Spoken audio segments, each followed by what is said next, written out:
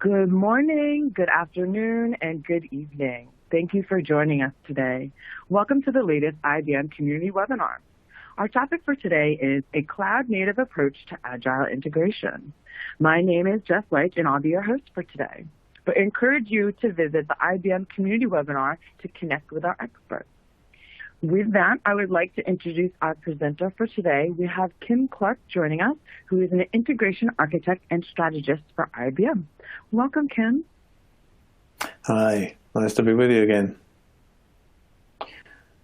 So I'm an integration architect based out of the Hursley Labs in the UK. And my main focus over the last few years has been IBM's point of view around Agile integration, which is something that is a key focus for us in terms of bringing people's integration landscapes forward into new styles. And today I want to talk about that in the context of cloud native. Agile integration itself, many people listening to this webinar may well have heard of it before, in some depth indeed. It's about taking the traditional, heavily centralized enterprise service bus type architectures where all the integrations are in one place and breaking them out into smaller pieces to make them more agile and more scalable. Introducing API management to improve the decoupling between consumers and providers, and ultimately moving to a more decentralized approach where we can perhaps allow domains and even application teams to look after their own integrations. But if you take a few paces back from what Agile integration is, it's really simply about implementing cloud-native principles in the space of integration. And so we're going to look at it from that perspective today. And so what do we really mean by cloud-native? Well, you'll often hear it simply described as sort of microservices and containers. And if you Google for it, that's what you'll get. But it's more than that, a lot more than that. It's about fully leveraging the things that are unique about cloud generically. And there's a lot of different pieces to that pie, if you like. There is the platform aspects, the abstraction from the physical infrastructure. There's then leveraging that abstraction in the way that you write applications. And then there's the changes in the way that people and processes work, which ultimately all three of those come down to that what we're seeing in the middle here, which is that automation becomes fundamentally important to handling those new components in this more sort of complex environment. And so as we start to do that, we also have to start thinking about what benefits we really want from cloud native. Typically we hear things like agility and scalability, but there's also aspects of subtle resilience changes as well. So being able to do more discrete resilience, and of course the optimization of the underlying infrastructure is important too. So I had a look at this with a colleague of mine, Kyle Brown, in the US. And we've both been working with customers for years, helping them to move on these modernization journeys in applications and integrations. And we were searching for a good description of cloud native, but we didn't find one that we felt really told us the big picture. So you do what everybody does and you write one yourself. And so we've put out a 5-part blog series that really sort of defines the space a bit better, I think. These are the 13 key ingredients that we felt that we heard customers and our colleagues talking about as the key things that mattered to the big picture of a cloud native, a successful cloud native implementation. But a better way to look at this is to break these same ingredients down into a slightly different grouping. So the things at the beginning, as I mentioned, most people think of cloud native as meaning microservices and containers. So most people will have a familiarity with that side of it. The real hurdle that people come across as they start to implement cloud native in whatever space it is really focused around how do I automate sufficiently to enable me to really take advantage of both the lifecycle, the development lifecycle automation, but also the operational automation when things land in production. And then finally, if you're going to go big, if you're going to really start to scale out the way that you're doing this sort of cloud native use of technology, then you need to think about how you empower people, but in a sustainable way that doesn't result in lack of governance? How do you introduce a different style of security that's secure by default? And how do you manage that huge number of components that you've got, potentially greater number because of the more fine-grained deployment? How do you manage that in aggregate? I'm going to step through each of these and try and bring us back round to talking about integration again. So we'll start with the container technology, and comes in two pieces. There's the lightweight runtimes that I'll actually talk about in a little bit more detail later on when we're talking about the microservice architecture. And then there's container technology itself, an elastic, agnostic, secure platform. And you can see that, you know, its benefit, if you like, is reducing the cost and complexity of entry into getting your functions out into production. Bare metal, you had to physically provision things in a data center. Virtual machines, they had to be provisioned. But then there's a big gap on that graph before you get to containers. And I want to explain to some level what I mean by that gap. So the move between physical servers to virtual machines was really about lifting and shifting an application. The application largely stayed as it was before. It just sat on a virtual operating system instead of sitting on physical hardware. As we move to containers, actually a lot of things change places. Things like what the application server used to do now starts to become some of the role of the container platform. The way that the responsibilities of the virtual machine environment are distributed across a container host and platform are not as obvious as you might think. And so we do have to write applications differently. And that really is why there is such a big difference between these two, and it's a lot of the reason why microservice architecture becomes really key in this particular space.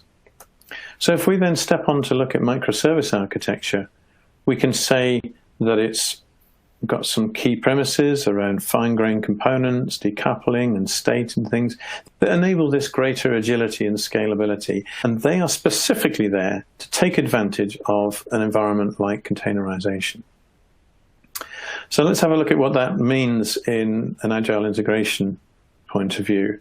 So we talked about breaking up integration runtimes and breaking out the integrations into individual pieces and potentially containers in their own right, so that they can run independently, scale independently, and so on. Exactly the same is true for our messaging environment. So we can break out queue managers in MQ into smaller queue managers with smaller number of queues on, run those in individual containers. We start to introduce API management and API gateway, so we can have a more enforced decoupling between the consumers of APIs and then perhaps the integrations underneath that are creating those. And you notice it's an event gateway as well. Data Power already understands the Kafka protocol, for example, but we're also starting to bring that more fundamentally into the API Connect product. So we'll start to see that in the same way that you can manage APIs and publish them into a portal for them to be discovered by developers, you'll be able to do exactly the same thing with events, Kafka events, potentially MQ events, and so on. So that idea of event management is starting to become a reality now. And so we've talked about three of the main things around microservice architecture, but what we didn't talk about was immutable deployment, because it's not very easy to depict on this particular diagram.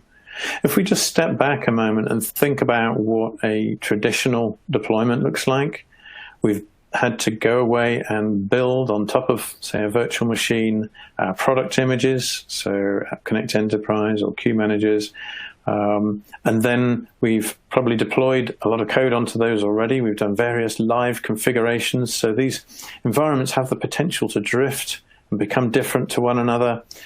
As we load new code onto those servers, we're potentially destabilizing it because we're putting it alongside existing code. And almost everything, you can see the green bar at the top, almost everything is happening in the build, in the deploy stage. The build is quite straightforward. It's literally compile the code and then it start working out how you're going to put that onto this living, breathing system. Now, let's compare that to the immutable deployment that we would want to do in a cloud-native environment.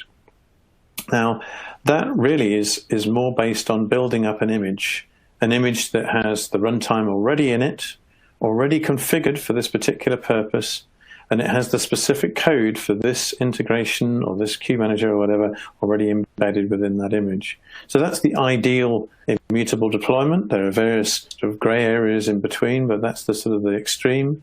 And we can imagine that as we move that into the deployment environment, which is containers, can be completely agnostic to that runtime. It doesn't have to understand it particularly because all the information is already there.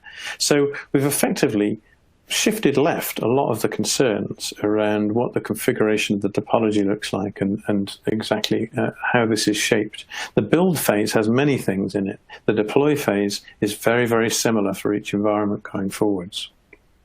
And so the only thing that really defines an environment is the permissions for that environment, the credentials used perhaps to connect to things and so on. But it's managed agnostically by the container environment. So now we get to the key, which is the automation. So how is it that we're going to achieve these more agile methods?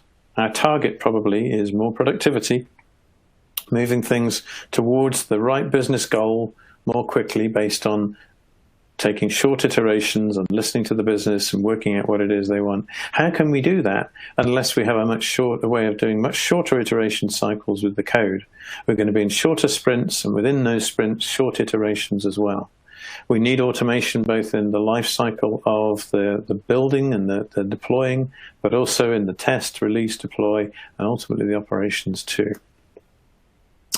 And this has an effect on roles. So we start to see, for example, the product infrastructure specialists of the past will be more involved in creating good templates for topologies than actually building those things themselves, creating the images for those capabilities rather than building them, because they're going to be built at runtime when you actually deploy the integration.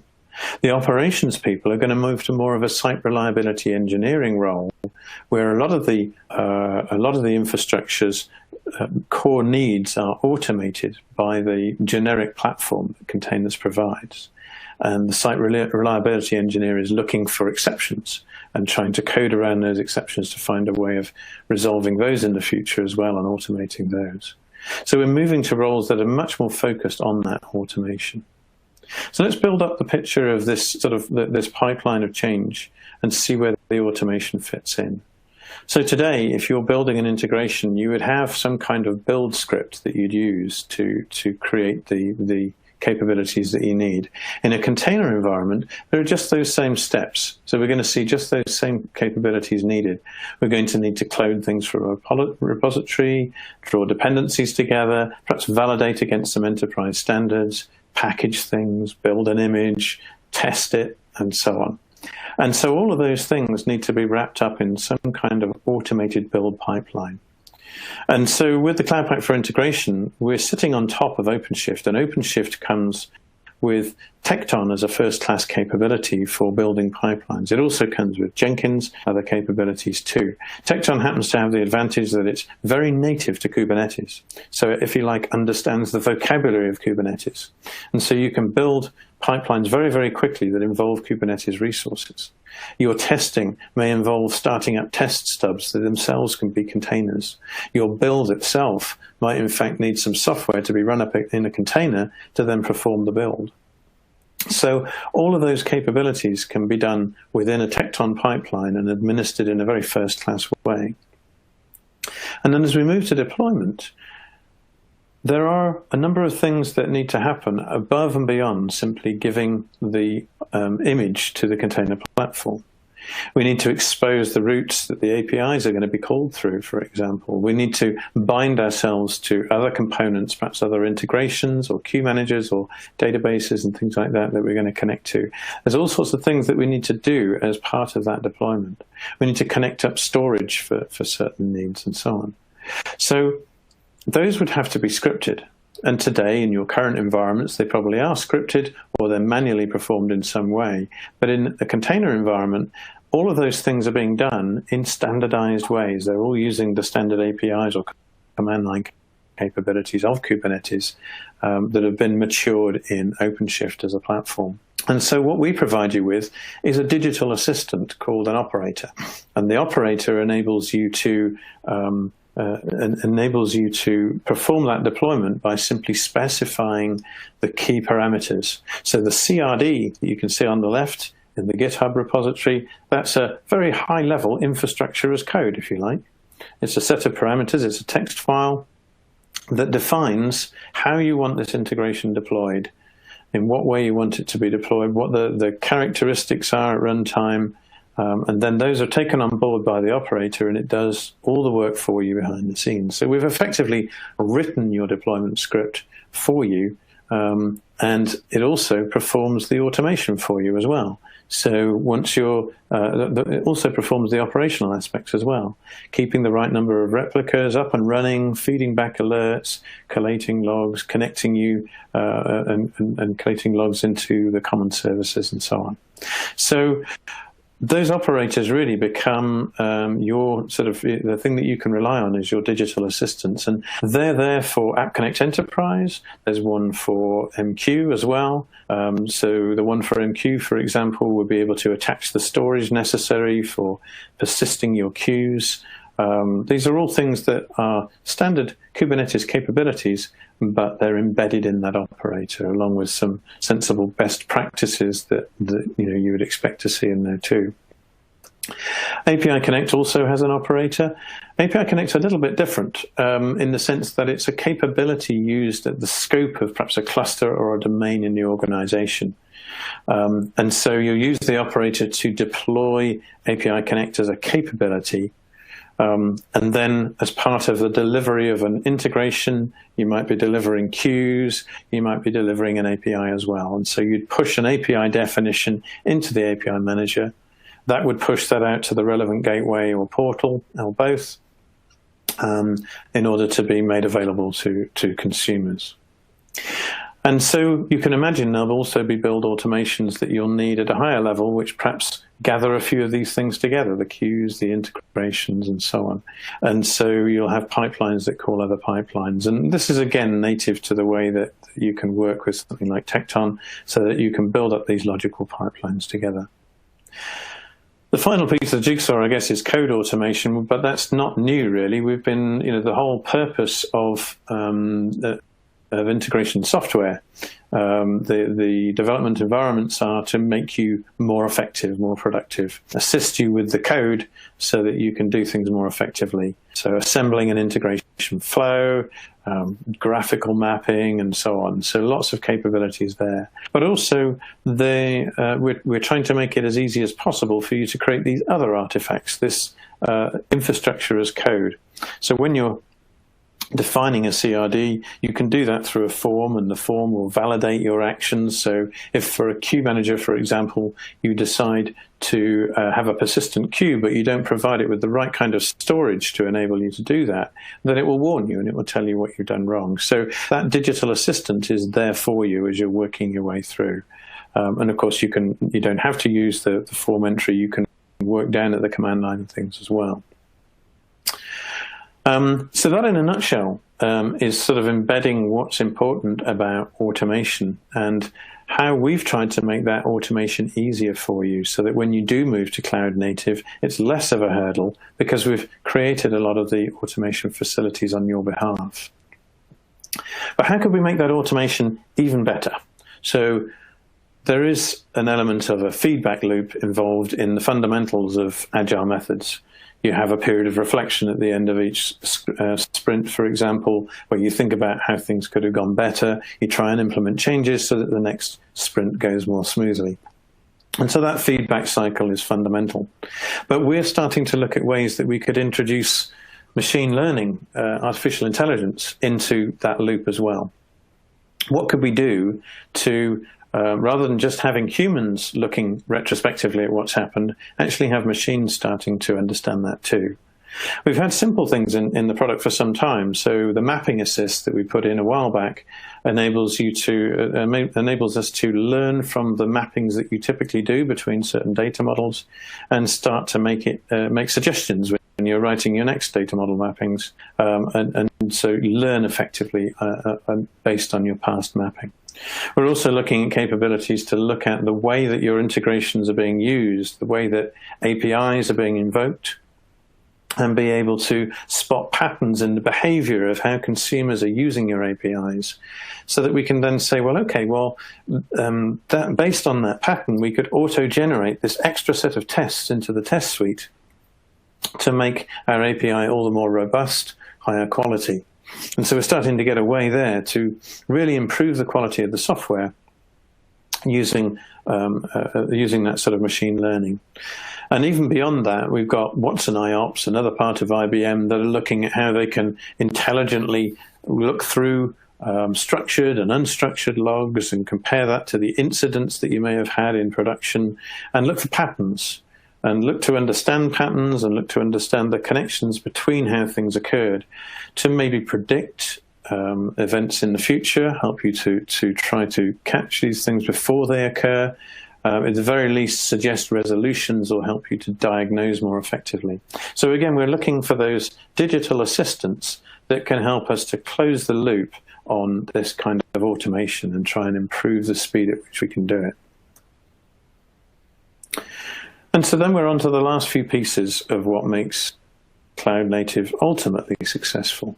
If you're going to scale it up, you're going to end up making it possible for your various different teams to perhaps provision their own MQ capabilities, to provision their own integrations and build their own integrations and so on. And so we're doing what we can with things like the guardrails that we put around the way you define the custom resource definitions to help you to govern that usage. Because it's one thing to provide technological freedom, but you also need to provide some level of control and quality to make sure that you still get things put out into production that you're comfortable with. And so that's kind of fundamental to what we're doing with the operators, is to try and make sure that there's much more standardization in the way that things are deployed, and much more control about the way it's done. Managing in aggregate, we've already talked about AIOps, but we're also doing things within the pack itself, in the Cloud Pak for integration, to do things like cross-component tracing. So you could look at the invocations coming in through the API gateway as they move down through an integration, perhaps as they go into MQ to go out the back to a mainframe, and you could actually see the invocation path all across those, even though they're in different components.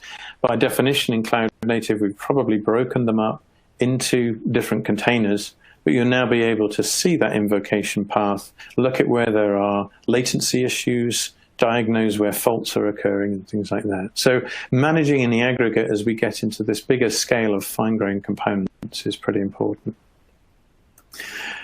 And then finally looking at zero trust. So zero trust deserves and probably will get eventually a session in its own right. But we've had to really delve deep into the way we're implementing the pack to make sure that you are safe when you are deploying our software in cloud-based environments. We need to work on the basis that although there are still things like demilitarized zones and edges of networks and things like that, really the new perimeter is identity. We need to make sure that everything understands the identity of the components or the people that are attempting to do things, and then work on the basis of what role does that component or that person play, what resources are they allowed to, what are they supposed to be allowed to do, and providing that kind of granular access to all the things that you can do. So both to who can, for example, invoke an operator, but also to what the operator is allowed to do within the cluster of Kubernetes and OpenShift. And so we've embedded this very deeply in the way that we're working with the Cloud Pak for integration. Implicit data security, making sure, for example, that as you move through a chain of components, that you have mutual TLS, so that things are encrypted on the wire as you move through those components. So we can ensure that by sometimes using things like a service mesh and adding a policy, and the policy enforces that all communication goes across that mutual TLS kind of configuration. And so really what we're trying to do is to shift left as much of the security considerations as we can, because really any environment could be vulnerable, especially if it's in the public cloud, but even in the private cloud. I mean, this is now common knowledge that most attacks are likely to occur as likely inside the organization as outside. All environments need to be equally secure. And so we need to provide that kind of testing and security right from the very beginning. So a brief note on when should I move to containers? What could I do before I go to containers? When is it beneficial to shift to containers in relation to these cloud-native ingredients? So Agile methods have been around for a decade or more, and clearly you can start exploring Agile methods whenever you like. There'll be some things about that will be harder, especially the related aspects of automation. But the actual idea of moving to an Agile method you can clearly do before. Appropriate decoupling, so you can start to use facilities that exist in the product for a long time to separate queues into different queue managers, to move integrations into different integration servers or execution groups as they used to be known. That's all possible today without having to actually move to containers. And in fact, you may well have already done that, and the decisions you've made you can carry forward into the container environment. And the lightweight runtimes, really, the point there really is just to make sure that you're moving to the latest versions, because over the past decade, I would say, we've been progressively making ourselves more and more cloud ready. So the runtimes have become more lightweight, they have less dependencies, they work in a more container-friendly way with layered file systems and things like that. So as you move to the latest versions, you're going to get benefits there too. But then the things on the right-hand side, honestly, I think you could do the vast majority of those things without containers if you really tried, but containers would be preferred. Preferred because it will be easier, preferred because if you did it outside of containers and then came to containers, you might have to, on some level, do it again. Also because you perhaps get certain efficiencies from that container environment that you wouldn't see elsewhere. So most of the things on the right-hand side, it would be preferred if you were in containers, but I've certainly seen customers do things like immutable deployment using a virtual machine and Terraform, for example. And so, it is possible, but you may then move that into containers later. So that's brought us to the tail end of the presentation here, and there's a link at the bottom to the series of blog posts defining cloud native in this bigger picture that I've been referring to on the way through. That's not related specifically to integration, it's just the broad picture around cloud native.